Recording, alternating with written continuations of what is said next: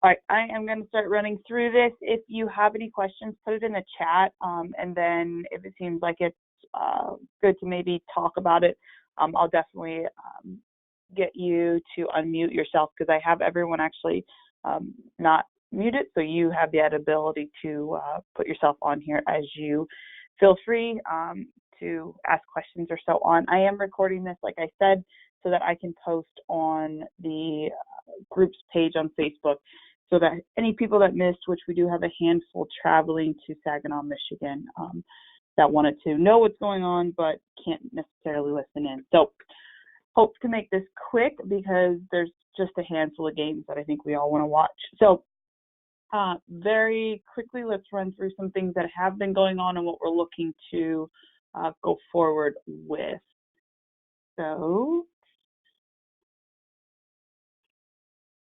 oh, it went away. Of course it did, from the beginning. All right.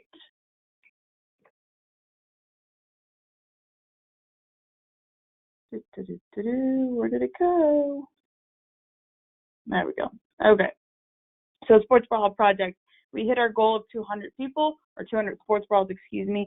That did come from various organizations and various levels of play, which was the goal. The statewide campaign originally was trying to target clubs, high school programs, college programs, and then any individuals that would perhaps want to donate in, and we did that. So I guess the consensus from a majority of us that are regularly involved with this group is that it was a success, and that this would be a project moving forward that we would want to look to market earlier and try again for next spring, just in hopes that we could even hit a higher goal, and or even get in more buy-in. And then finally, one of the pieces that we wanted to do this spring that perhaps didn't work out as well as we would have liked is the idea of finding a couple local organizations to partner with, to be able to make sure that those sports brawls are going even closer to home, and kind of giving a little bit more of a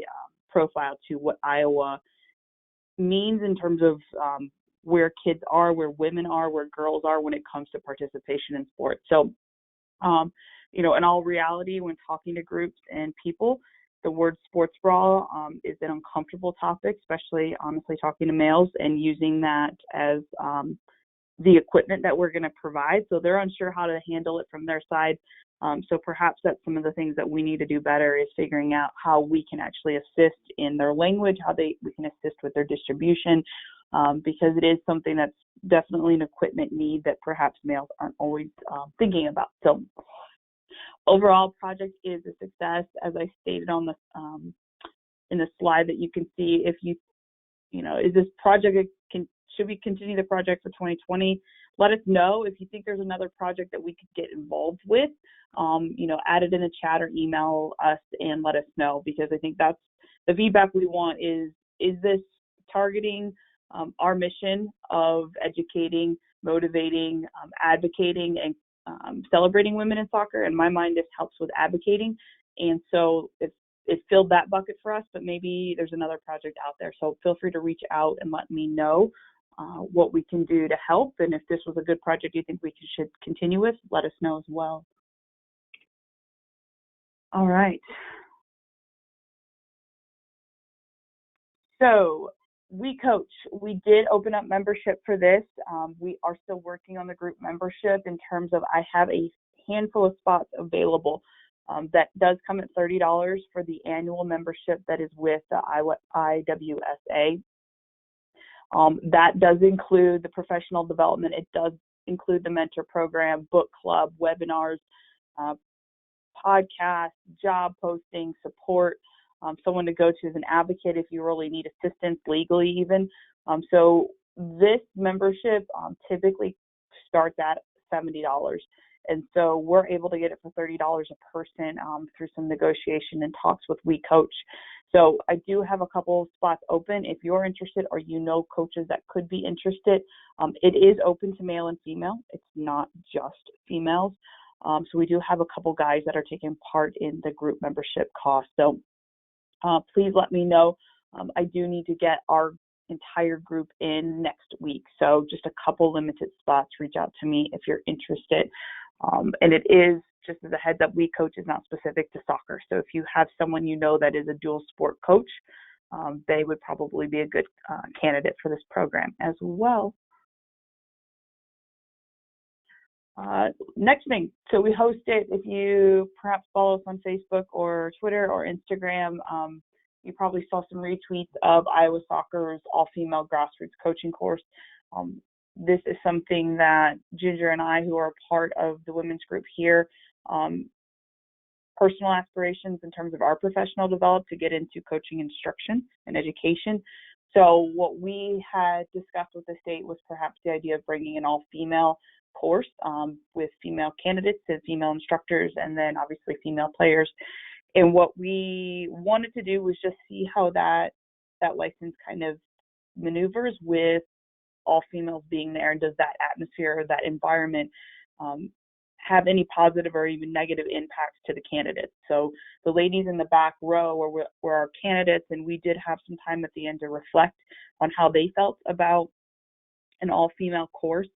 I will say there were a couple in there who have never been in a course. There were a couple that have taken courses, and the feedback was perhaps on target to at least what we thought it might be, which was that there are a handful that believe that whether it's male, female, mixed, they're going to attend because they want to be better coaches. And so they see this as a coaching education opportunity, regardless of gender, whether it's instructors or candidates as their peers, they're going to join.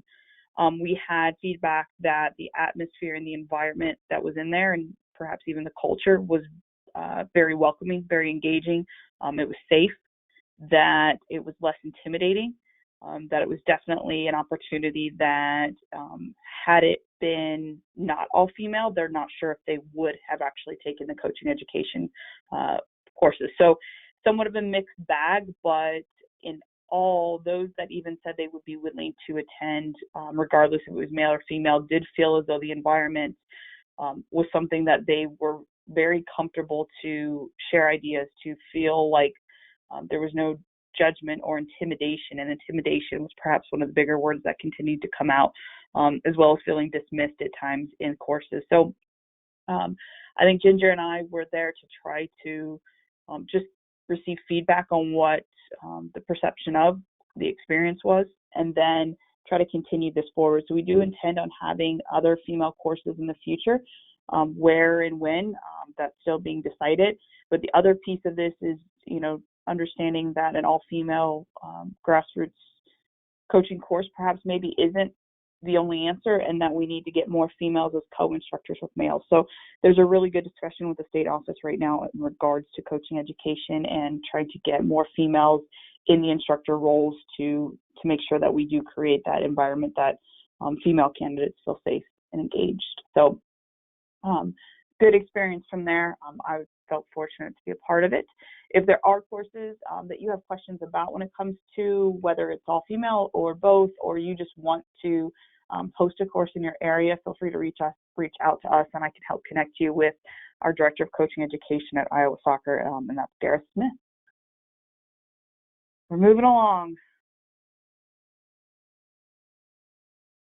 Okay, so this is the big one that is kind of how we're moving forward into the next steps and the next initiatives. And going back to what the mission of this group is, educating is one of the biggest, and honestly the first thing that we put into what we were wanting this group to do. And so the education support that we would like to provide for 2020, we want to expand both in the coach pathway and the referee pathway for females. So what I'm looking for at this point in time will be a committee, and the committee would be helping in the process of identifying the application process. What does it look like? And that's in collaboration with a couple groups, including Iowa Soccer, including the Iowa Referee Committee, to make sure that we're kind of hitting all the marks that they need to make sure they would hit, because whoever these females are that we would identify to receive some assistance financially, both financially and within mentoring and support, we want to make sure that they're connected to those governing organizations as well in a good way and positive way, so that not only do they get the support from us, but they get support from the governing body. So this committee is going to help with that process. They're going to help with promotion and marketing of that and trying to figure out that plan of attack. So on the right-hand side, just have a general timeline. I'm looking to, in the first few weeks, even starting after this call and running through probably July 15th, is trying to gather a committee to help us with this. I would like a mix of male and female. This is not a female-specific thing, but I want to make sure that the end product, the actual people getting the support from this support group or educational opportunity are females, but the committee, I would ideally like to be both genders represented. In September and October, ideally that the application process, whatever we make that, is public, and that we can start getting people to submit for that. We do have a few people on board with knowing that Iowa Soccer and Iowa Referee Committee might be in support of this, that we're going to try to get a few people targeted that can definitely help get the word out. That would then hopefully ideally lead to November and December, if depending on the number of candidates, if we're needing to interview, and then ideally getting to identifying our recipients. And then that way through January and December of 2020, we're announcing those recipients. We're going to follow their journey. A few of those things that I envision whoever the recipients are is, one, identifying which course they're going to, whether in their coaching course or in the referee pathways. Identifying, their pre-course work, both in the actual what do they have to do homework-wise and how are they feeling, where's their mentality at, who are their mentors, how are they kind of in that preparation to go for that next licensing or grade level in refereeing, how are they preparing? And then obviously making sure they're sharing with us a little bit of that journey while they're in the course and what expectations are there, and whether that's through video or that's through simply posting or whatever method we kind of, work with them on. We want the goal to be is that other females get kind of an insider viewpoint of what continuing your education in soccer and in this profession looks like. So hopefully those recipients will have a bit of a understanding that that is something that they would be obligated to do with some of the financial support we would be giving to them. And then as well, that financial support probably would not be identified or provided to them until they've identified and confirmed they're registered to an actual course. That's a big piece, as well as understanding that some of these courses could cost a couple hundred to thousands of dollars. So giving them the ability to use that financial aid in the way they see fit. So that is where our next initiatives are going among some of these other pieces and parts of the We Coach membership to help with education, to help with mentoring, as well as, continuing some all-female environments.